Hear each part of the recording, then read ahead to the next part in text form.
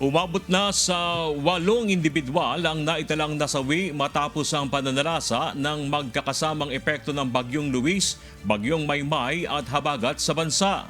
Batay sa latest report ng National Disaster Risk Reduction and Management Council o NDRRMC, as of August 9, 6 p.m. kahapon, 8 na ang naiulat na namatay dahil sa magkakasunod na bagyo at habagat. 2 sa mga ito ay naiulat sa Rizal, 2 sa Batangas, 2 sa Benguet at 2 rin sa La Union. Nasawi ang mga ito dahil sa insidente ng landslide, pagkalunod at pagkakuryente. Gayunman ay sa Office of the Civil Defense for validation pa ang mga numerong ito.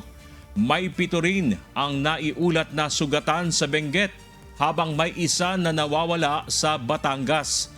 Samantala, umabot na sa nasa higit 124,000 na mga pamilya ang apektado ng kalamidad mula sa 9 na rehiyon. Naiulat rin ang mga pagbaha at landslide sa Ilocos Region, Central Luzon, Mimaropa, Calabarzon at Cordillera, habang binaha rin ang ilang mga lugar sa Metro Manila.